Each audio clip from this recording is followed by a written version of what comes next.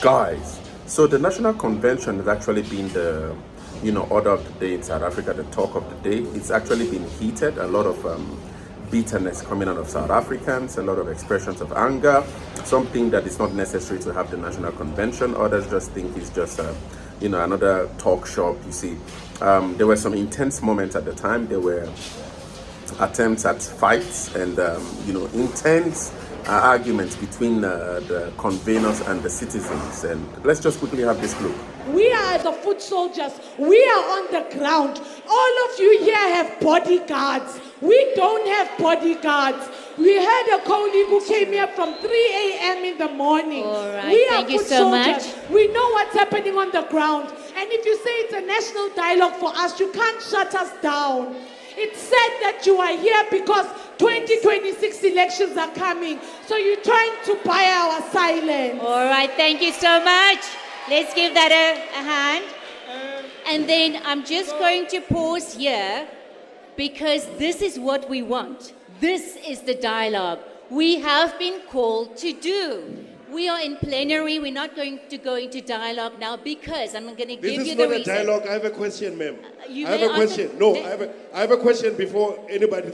Excuse me. Listen. No, excuse me. We will- Excuse me.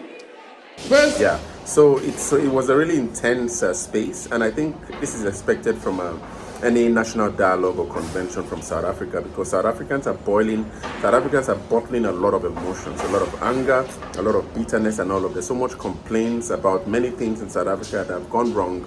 And sometimes it almost feels as though if the National Convention really something the leadership really needs to or probably it's an avenue that would spill out a lot of truth that might be uncomfortable for the leaders. But anyway, Mbeki is actually giving that. And please, sorry guys, don't mind the sound. I'm actually somewhere in Ghana, moving across the continent of Africa, our beautiful land of Africa, Ghana here. I usually see this place as a capital of Africa going forward. Lovely city, lovely scenes and all. But I'm shooting out and there's some construction going on. But anyway, we must do what we actually have to do. In this video, I really enjoyed this one a lot. Mbeki, in an argument with Newsroom's Oli, they were analyzing a lot of things, really interesting issues regarding why what has been called this prominent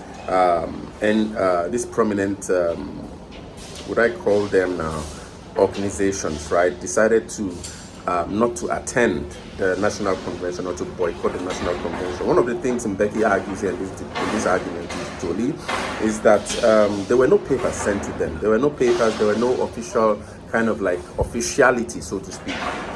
And the fact that, Mbeki thinks or argues that this convention was conscribed firstly to be in sole control by civil society organizations, but at the end of the day, it felt as though President Ramaphosa and the ANC now sought to hijack the whole processes. That's why he started asking if President Ramaphosa is the president of South Africa or the president of the ANC. One of the things he speaks about is about this thing with a credible government, and that South Africans seem to have lost trust. Because it's the same in Nigeria as well, really. People, especially people in leadership do not understand that trust is actually currency, all right? And so when you deplete that currency, you have to really work hard to get that. So Mbeki is arguing that that's one problem that's actually stalling this national convention, why people don't think that this kind of convention is necessary, because South Africans have become skeptical of the leadership, of the governance in South Africa and all of that. They have no inkling of where the democracy in South Africa is going to, or what really is the kind of democracy going forward. One of the interesting parts of his analysis is, I think I really enjoyed this one so much. He argued that South Africa has a system whereby there's a representative of people in their parties, but no representatives in the constituencies. And so to try to address this issue of lack of trust, they have to be representative that honestly represent their communities in that regard, and not just their parties, probably like ANC, Patriotic Alliance, and all of that. So, in other words, when that is addressed, he thinks that that's one way this whole thing about the trust deficit that's lacking in South Africa might be addressed. He speaks about how this national convention, in a way, seems to be a gathering an informal gathering at the expense of the taxpayer. And you know Moletsi Mbeki, he has a way with words that really make it, for those of us academics, it's almost like a turn-on in a way.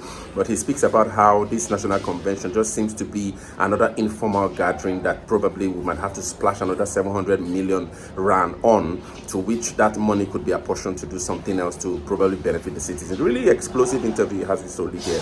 So let's quickly listen and understand one of the basic reasons why these really foundational organizations, the likes of Thabo Mbeki, decided to boycott this really important event that's actually been called by President Ramaphosa. And share your thoughts, guys, in the comments. So let's stay with the national dialogue and the continued withdrawals, raising questions about the credibility of the process. Political economist Mbeki talks to us from Cape Town tonight. Mr. Mbeki, good evening to you. Thank you very much for your time. Is the National Convention losing credibility here? Yes, I think it certainly has a problem of credibility with a number of new players pulling out of the National Convention that's supposed to start on Friday. As you said, Action SA has said it will not participate, and so has FF Plus, and of course, the DA had announced a number of weeks ago that it is not participating. And then on top of that, the foundations that have been driving this whole process for the last year or so have now pulled out as well. So I think there are many question marks over the credibility of this project.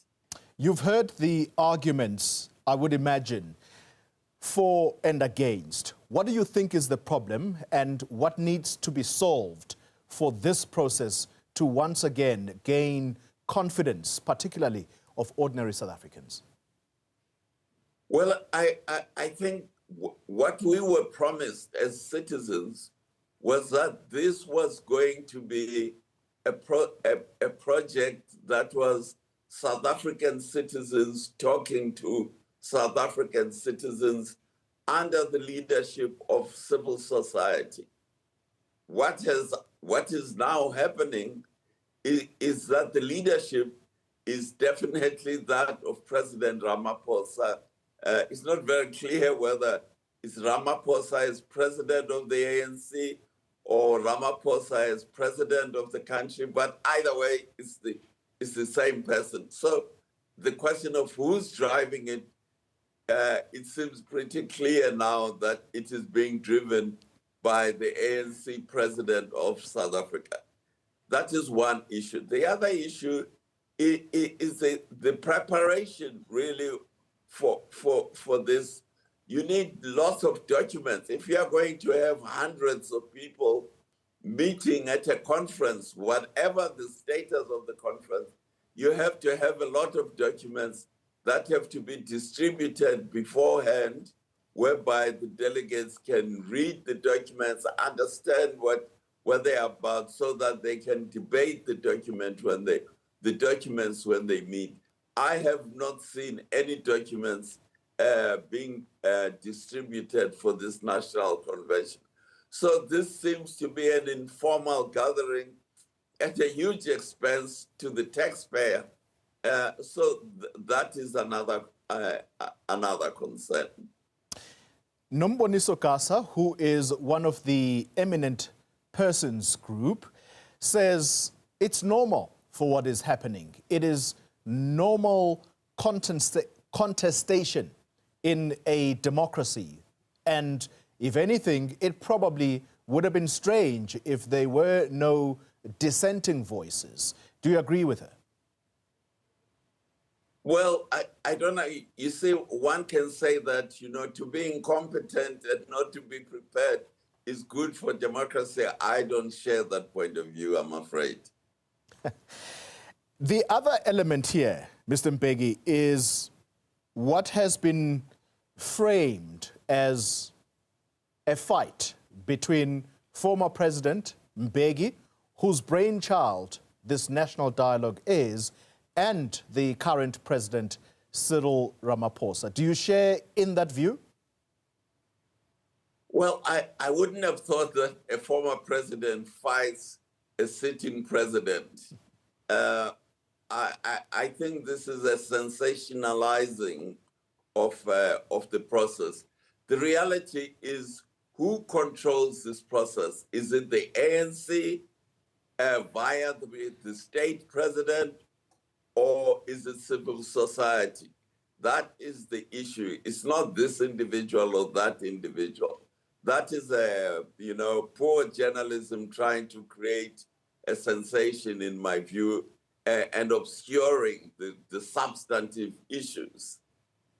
If it were the ANC that is in the driving seat, how does it ameliorate what is now unfolding? Does it instruct its deployee, President Ramaphosa, to pull back in terms of government's strong hand that people are complaining about, that it is being demonstrated here? What is the solution? Well, if you remember, President Ramaphosa had said that the issue of the national dialogue was presented to the ANC National Executive Committee. So he is an implementer of resolutions of the National Executive Committee. So I suppose, as far as he is concerned, he is under orders from the ANC National Executive Committee to implement this national dialogue on Friday. And until he receives another order to the contrary, he has no authority to take a different decision. So the people who are disagreeing with the rushed agenda are addressing the implementer, but maybe they should be addressing the ANC National Executive Committee rather than addressing its agent, which is the ANC president. There are those who say a national dialogue, another talk shop. What is going to solve South Africa's problems is if policies, good policies, are implemented. And perhaps the key point to argue here is implementation of policies, many of them that are sitting somewhere and not being implemented. Do you think that the national dialogue is necessary as a tool to foster this unity within the country? Well, you know, we have a governing party or a government that really is not credible, that is not operational. Every time there's announcement of unemployment figures, it shows more and more unemployment. So we as a nation are faced with a dysfunctional governance of South Africa. The consequence of this dysfunctional governance is the low trust the people of South Africa have in political parties and in the government itself. They have far higher trust in the private sector, in business, in civil society, than they have in political parties and in the government. So I assume that the political parties and the governing classes, if you wish, are desperately trying to build trust in themselves. But because they're desperate, they think every day counts and they can't wait for one more day. They're desperate to try and build trust with the skeptical voters, with the skeptical population. And so a lot of things are being rushed, a lot of things are being bundled. As I said, how do you hold a huge conference of hundreds of people when you have no documents that have been distributed beforehand? What are they going to be discussing? Final question. If it were held in accordance with the wishes of the people of South Africa, let me put it that way, and it ultimately produces a result, what would that look like? What is it that this country needs to cure the many ills or the many crises that we are seeing playing out today? Well, Tolly, as you know, the South African voters are, a huge number of them are disillusioned with how democracy is functioning in South Africa. In the last election, 60% of people eligible to vote did not vote. So there's now the credibility of the political system in South Africa is in doubt. One of the reasons for this loss of credibility, as I said, is lack of performance on issues like unemployment and so on. But the other issue is that we have no accountable members of parliament. The CODESA had decided as far back as 1996, I think, the Constituent Assembly, that a constituency system of sorts had to be combined with the proportional representation so that members of parliament are accountable not just to the party, but to constituencies, but to voters. Now, the ANC has been blocking the implementation of this demand from the Constituent Assembly. And that's one of the reasons why voters are disillusioned, because they have no member of parliament who's accountable to them. Members of parliament are accountable to their party leaders. They are not accountable to the voters. And that's one of the critical problems of lack of credibility of the governance system of South Africa with the voters. And national dialogue, if it solves that problem, then I'm sure we will see an implementation. It would have to be implemented. A constituency system would have to be introduced. Then you would start to see more credibility in our political system and more participation by the voters. As it stands now, unless this national dialogue compels the government to introduce a constituency system, it actually will be worthless. It won't have any positive results, in my opinion. Very interesting views indeed.